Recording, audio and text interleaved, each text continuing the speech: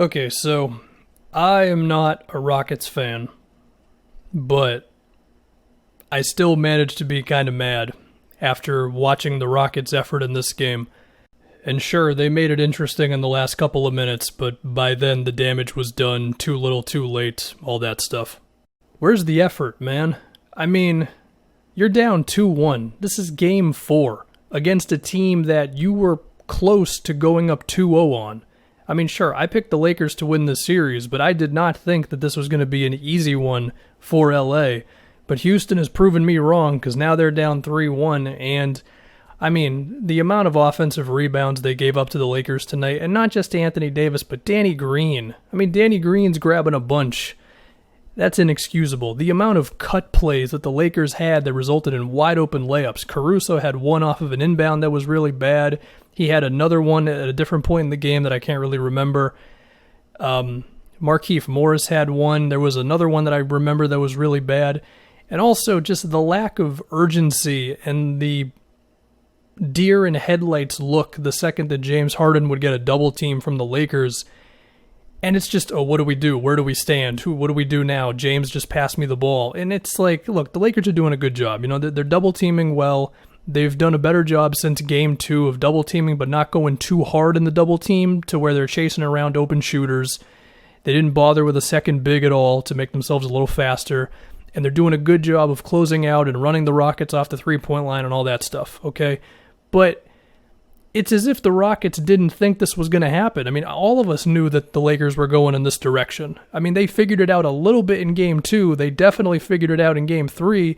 And upon learning that they were not going to go with the second big at all tonight, that should have instantly said to the Rockets, okay, we got to be ready for this. And how do you beat a double team on Harden? Well, for one, you can have a guy in the middle of the floor to where he can then make the next pass to whoever. You can also do what I suggested to do, and I'm just some guy on YouTube. I mean, every Rockets player, every Rockets coach, assistant coach is smarter than me when it comes to basketball. You could have just had Harden on the elbow off the ball, have somebody set a screen for him just to get him a little bit of motion going to where it wouldn't be as easy for the Lakers to double team him. But if you just have Harden bring the ball up court himself, yeah, they're going to double team him. He's going to be forced to pass it off, and then it just got back to that nonchalant Rockets offense of what do we do and all this stuff. Now, on top of everything the Lakers have been doing, they also have done a good job of just reaching into the passing lanes and making every dribble, every pass as difficult as possible for James Harden and whoever else. But it seemed like the Rockets just came into this game with such a defeatist mentality where the moment the Lakers threw something at them that they had to adjust to, they just kind of gave up. And this is the same Rockets team who throughout these playoffs we have been praising for their intensity and their defensive communication and how hard they've been playing and the way they've been boxing out on guys much bigger than them and rebounding as a group. And it's like, where did all that go? It just left in one game. It's a joke, man. Now, who do we blame for this? I mean, partly Mike D'Antoni, because they were clearly not prepared for the Lakers' defensive scheme. Doubling Harden, going hard to close out on shooters, that type of thing. They still have not adjusted to defending LeBron at all. Harden was pretty lackadaisical in a lot of this game.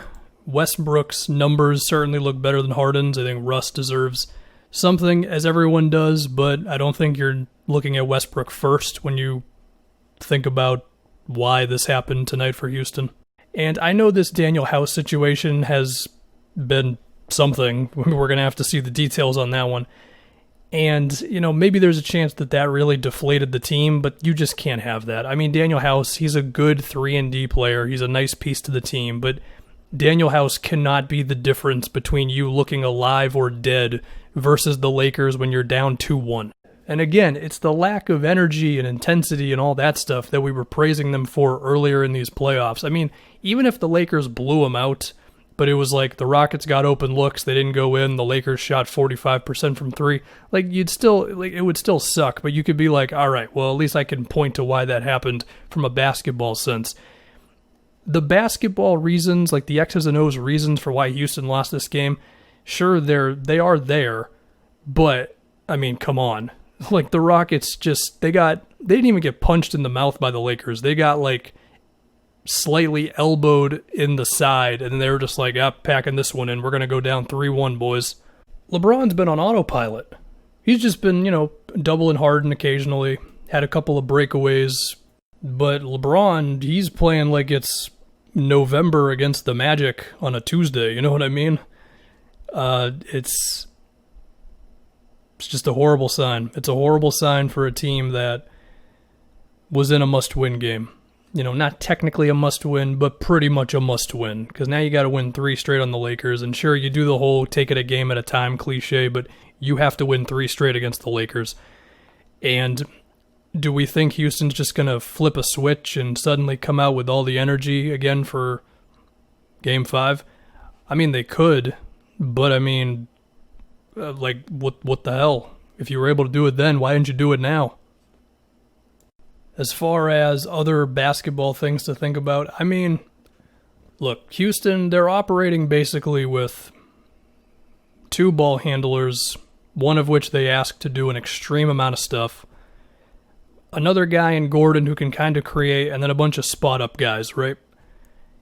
And when you're facing a good defensive team, eventually that's going to catch up with you. Eventually, teams are going to expose the fact that Robert Covington, PJ Tucker, well, Austin Rivers, okay, he's kind of a guard who can do a little bit off the dribble, but he's not a playmaker or anything. Jeff Green, Ben McLemore, he got some minutes in this one. Just a bunch of guys who can't go off the dribble and really make something happen. When you force those guys to do something on top of the Rockets just laying an egg, this is what you get. You get a 20-point loss in Game 4. Now, in terms of the conversation around, what happens to Houston if they lose the series, we'll wait and see if they lose the series. It definitely looks like they're going to. But I think it's already fine to talk about what this means for James Harden and his legacy and all that. Because, here's the thing with Harden, and I don't think I've ever gone too hard against James, except for the Game 6 loss against San Antonio with no Kawhi, because he deserves it for that game. He might have had a concussion. That's the one thing you can say, because besides that, that's the worst game on his resume. Depending on how this series closes out, this could end up being the worst one on his resume after this one. I mean, look, the one thing you could say about James was he ran to the Warriors the last 2 years, okay? And the Rockets were the one team, besides the Raptors, of course, who really pushed Golden State to the brink. And I do think the negativity towards Harden in that sense was a little too much. Granted, there was the one game with no KD that the Rockets could have won. They didn't. Take that for whatever you will. And yeah, if you really want to talk about it, the Lakers are probably a better team than Houston. And again, I predicted them to win. But if James Harden's going to go down like this, I mean, you're not going to see me defending him too hard on the internet, I'll tell you that much. Now again, do I put 100% of the blame on this game on James Harden? No, because Houston clearly was not prepared for the Lakers double teams, and Mike D'Antoni deserves blame for that, certainly. But even so, it should not be that easy to slow down James Harden. Now, if you're determined enough to defend him, you can say that he had 10 assists, which he did. Cool. Great. Also missed a lot of shots, and was one of the biggest examples for Houston tonight of a guy who just looked kind of dead. I mean, after Game 1, I tweeted, LeBron has to be better. Well, I'm saying it for James Harden now. He's got to be better. And, yeah, that's kind of it. This game, the Rockets, they genuinely made me mad in this game, man. I mean, not even the sense that they lost, but just the lack of effort. And, again, you're down 2-1. What the hell? If you're not going to bring that effort now, then I don't know what to tell you.